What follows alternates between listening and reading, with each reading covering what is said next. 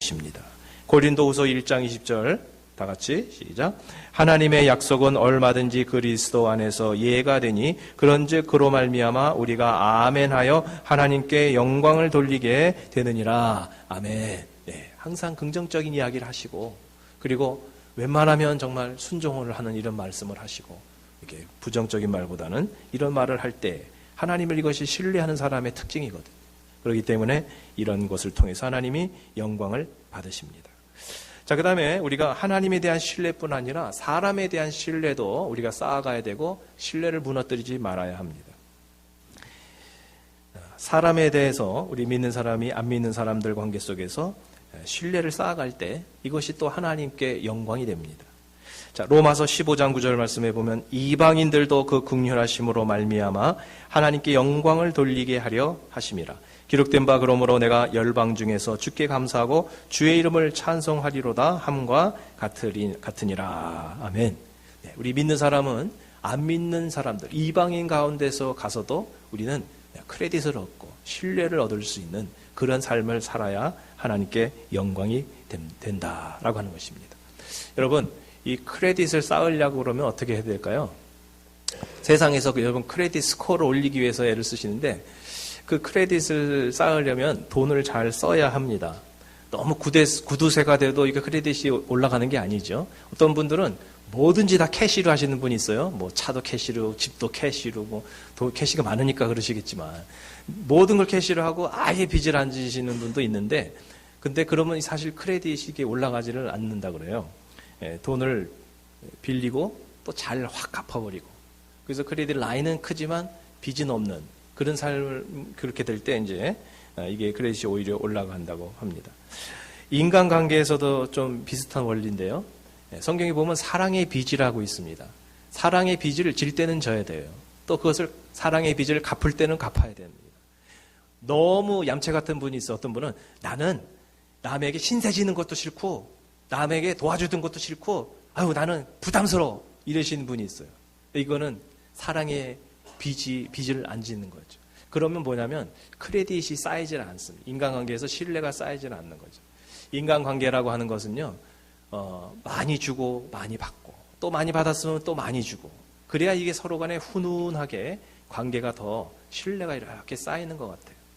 자, 그래서 세상에서도 크레딧을 쌓으려면 지갑이 열려야 되듯이 우리 크리스찬들 삶 속에서도요, 덕을 쌓고 신뢰를 쌓기 위해서는 말만 가지고 되는 게 아니라는 거예요. 우리가 인간관계 속에서 신뢰를 쌓으려면 지갑이 열려야 한다는 것입니다. 지갑이 열리고 내가 뭔가를 베풀어야 이게 덕이 쌓아지고 신뢰가 쌓아집니다. 근데 크리스찬이 세상 사람들보다 아주 더 인색한 사람도 있습니다. 그래서 여러분 그러면 이게 영광을 돌릴 수가 없습니다. 여러분 안 믿는 친구들, 안 믿는 친척들에게 여러분이 더 먼저 베푸시기 바랍니다. 밥이라도 한 끼 더 사시기 바랍니다. 또 어떤 분들은요, 이게 안 믿는 사람들 속에서 너무 그냥 인색함으로 소문이 나는 그런 경우가 있어요. 그러면 안 됩니다. 믿는 사람들이 더 많이 베푸시고 더 많이 이렇게 여러분의 지갑을 좀 여셔서 이렇게 섬기시기를 바랍니다. 그렇게 하시고 누가 여러분을 도와주시고 누가 여러분을 섬겨주시면 또 기꺼이 받으세요. 받으시고 그거를 다른 사람에게 또 나누세요. 그게 서로 간에 이 신뢰를 더 쌓아가고 정을 쌓아가고 덕을 쌓아가는 한 가지 방법입니다. 자, 이 시대는 시간이 지날수록 이기적이고 신의를 지키지 않는 가치관으로 변하고 있습니다. 자, 그렇지만 하나님을 믿는 성도들은 세상 사람들보다 더 신뢰를 쌓고 또 믿을 만한 사람들이 되어야만 합니다.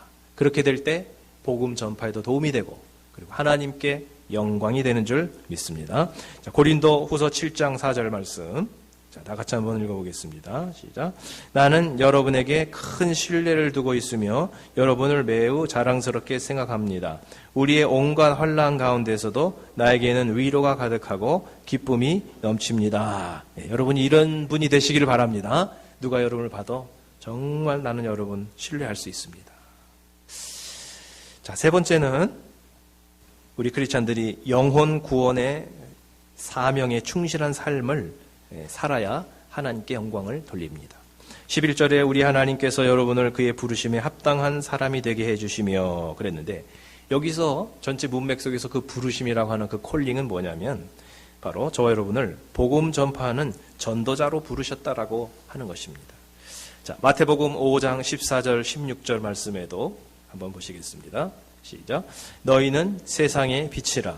산 위에 있는 동네가 숨겨지지 못할 것이요 이같이 너희 빛이 사람 앞에 비치게 하여 그들로 너희 착한 행실을 보고 하늘에 계신 너희 아버지께 영광을 돌리게 하라. 아멘. 네, 주님께서 마태복음 5장에서 복음 전파하는 일에 대해서 말씀을 하시면서 이렇게 말씀을 하신 겁니다. 자, 복음서에 예수님께서 많은 전도 활동을 하셨고요. 그 다음에 사도 바울도 선교 사역을 많이 했습니다. 이 공통적으로 나타났던 거가 두 가지인데 하나는 뭐냐면 착한 일을 많이 하셨습니다. 예수님도 착한 일을 많이 하셨어요. 착한 일이 뭐예요? 아픈 사람 고쳐주고 배고픈 사람 먹여주고 그 다음에 사람들에게 많은 걸 가르쳐주고 이게 착한 일이죠. 필요를 채워주신 필요 사역을 하셨습니다.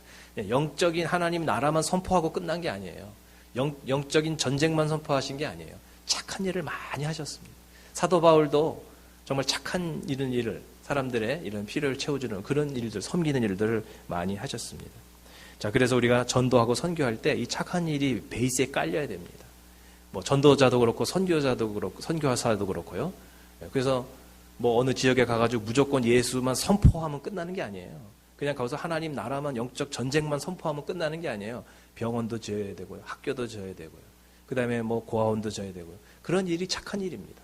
그게 불필요한 게 아니에요. 물론 그것만 가지고는 안 됩니다. 그렇기 때문에 그런 것을 이렇게 쫙 기초로 해서 마음이 열릴 때 영적인 복음도 더 쉽게 들어갈 수가 있기 때문에 자, 그런 일을 병행해야 되는 거죠.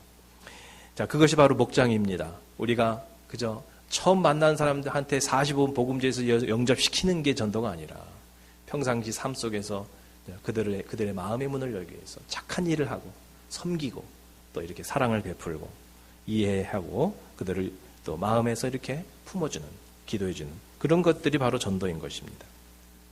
자, 그 다음에 그 위에 또 무엇이 나타났냐면 치유와 기적과 성령의 능력이 나타나서 자, 그런 것을 보면서 사람들이 깜짝 놀랍니다. 예수님 시대도 바울 시대도 그랬습니다.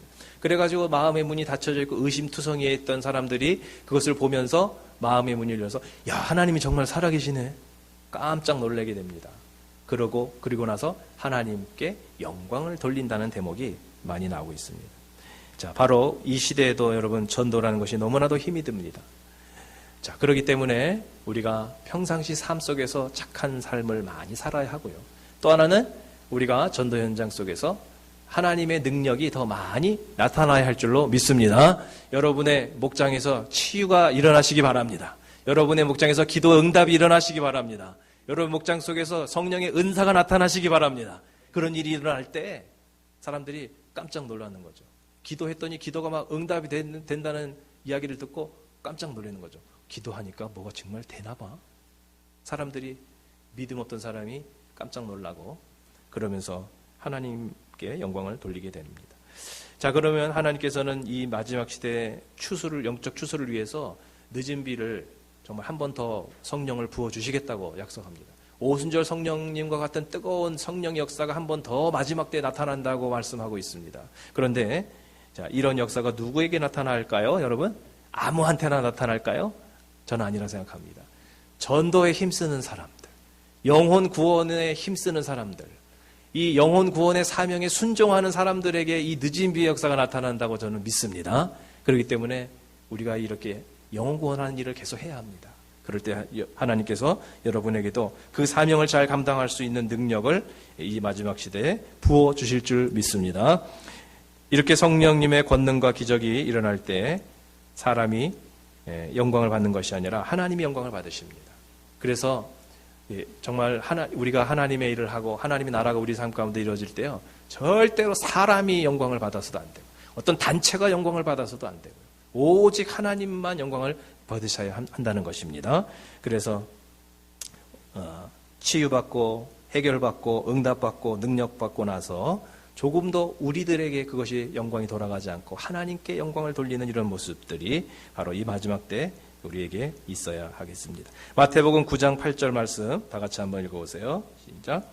무리가 보고 두려워하며 이런 권능을 사람에게 주신 하나님께 영광을 돌리니라. 아멘. 네. 사랑하는 성도 여러분, 우리가 우리의 신앙이 좋아서 하나님께 자랑이 되고 칭찬받을 만한 그런 신앙으로 간직하는 것으로만 머물러 계시지 마시고 여러분의 삶을 통해서 하나님의 나라가 이제 막 힘있게 임하고 여러분의 삶이 하나님께 영광을 돌리는 그런 삶까지도, 신앙의 삶까지도 같이 여러분 살아가시기를 부탁합니다. 자, 그래서 이번 주간부터 시작해 보시기 바랍니다. 무슨 억울한 일을 당해도 세상 사람들처럼 그렇게 대항하고 보복하고 이렇게 하지 마시고 그것을 묵묵하게 참아보시기 바랍니다. 가능한 한 모든 인간관계 속에서 여러분 신뢰를 쌓으시고 신뢰가 무너지지 않도록 여러분 애를 쓰시기를 바랍니다. 또 복음 전파의 사명을 우리에게 주셨다면 그 사명에 충실한 삶을 사시고 또 우리에게 주신 목장이 바로 그 현장이라면 내가 그 목장을 위해서 함께 협력하는 그런 하나님이 기뻐하는 하나님께 영광이 되는 삶을 이번 한 주간에도 살아가시기를 주님의 이름으로 부탁합니다. 이 시간 우리 한번 같이 기도하실 때에 그렇게 한번 결단하며 기도하겠습니다.